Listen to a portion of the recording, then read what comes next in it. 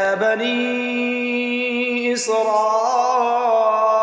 اذكروا نعمتي التي أنعمت عليكم وأوفوا بعهدي أوف بعهدكم وإياي فارهبون وآمنوا بما أنزلت مصدقا لما معكم ولا تكونوا أول كافر به ولا تشتروا بآياتي ثمنا قليلا وإياي فاتقون ولا تلبسوا الحق بالباطل وتكتموا الحق وأنتم تعلمون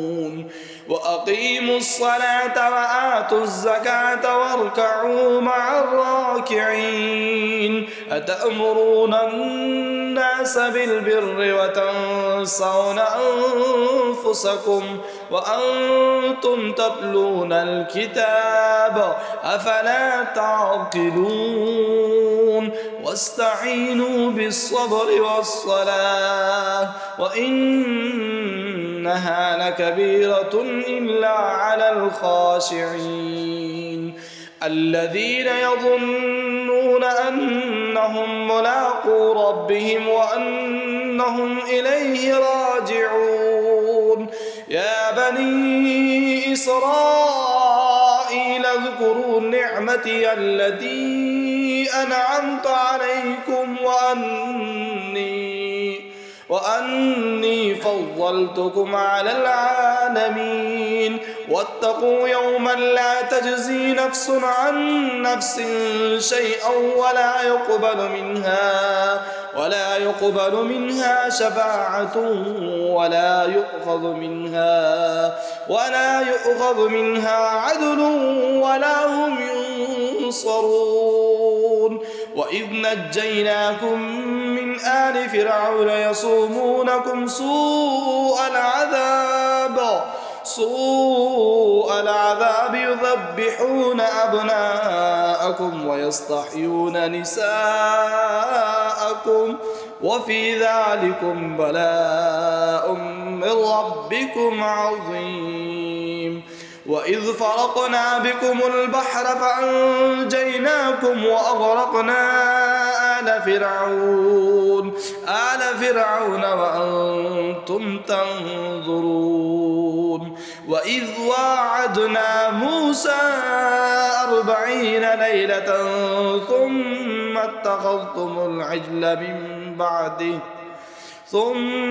اتخذتم العجل من بعده وأنتم ظالمون ثم عفونا عنكم من بعد ذلك لعلكم تشكرون وإذ آتينا موسى الكتاب والفرقان لعلكم تهتدون وإذ قال موسى لقومه يا قوم إنكم ظلمتم أنفسكم باتخاذكم العجل فتوبوا إلى بارئكم فاقتلوا أنفسكم ذلكم خير لكم عند بارئكم فتاب عليكم إنه هو التواب الرحيم وإذ قلتم يا موسى لن نؤمن لك حتى نرى الله جهرة فأخذتكم الصاعقة وأنتم تنظرون ثم بعثناكم من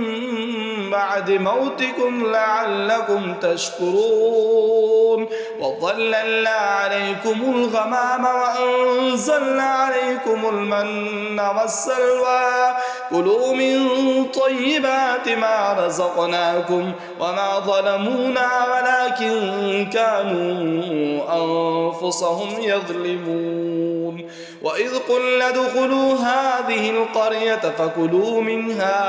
فكلوا منها حيث شئتم رغدا وادخلوا الباب سجدا وقولوا حطة نغفر لكم خطاياكم وسنزيد المحسنين فبدل الذين ظلموا قولا غير الذي قيل لهم فأنزلنا على الذين ظلموا رجزا من السماء بما كانوا يفسقون وإذ استسقى موسى لقومه فقلنا اضرب بعصاك الحجر فانفجرت منه 12 عينا قد علم كل أناس مشربهم كلوا واشربوا من رزق الله ولا تعثوا في الأرض مفسدين وإذ قلتم يا موسى لن نصبر على طعام واحد فادع لنا ربك يخرج لنا مما تنبت الأرض من بقلها وقثائها وفومها وعدسها وبصلها قال أتستبدلون الذي هو أدنى بالذي هو خير اهبطوا مصرا فإن لكم ما سألتم وضربت عليهم الذلة والمسكنة وباءوا بغضب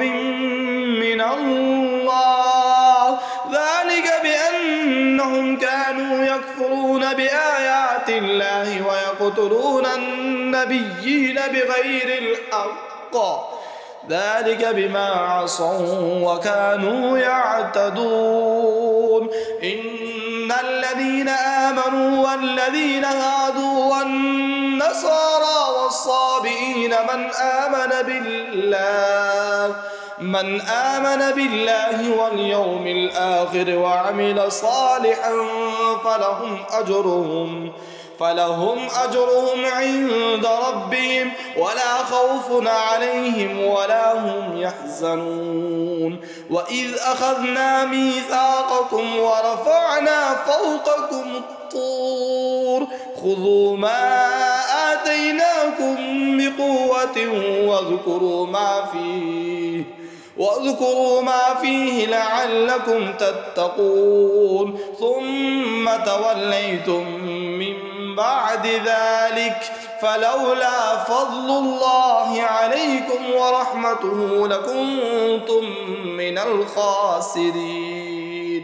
ولقد علمتم الذين اعتدوا منكم في السبت فقلنا لهم كونوا قردة خاسئين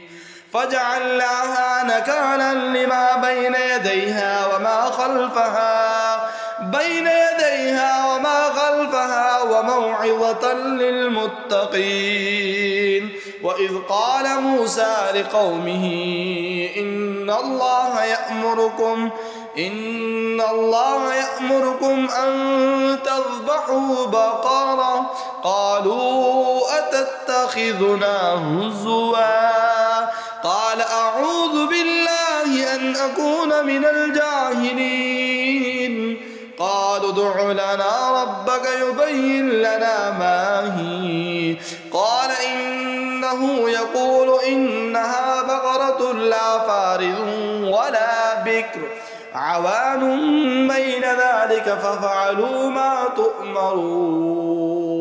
قالوا ادع لنا ربك يبين لنا ما لونها قال إنه يقول إنها بقرة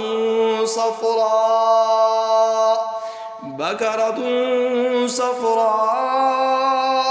فاقع لونها تسر الناظرين قالوا ادع لنا ربك يبين لنا ما هي إن البقرة شابه علينا وإنا إن شاء الله لمهتدون قال إنه يقول إنها بقرة لا ذلول تثير الأرض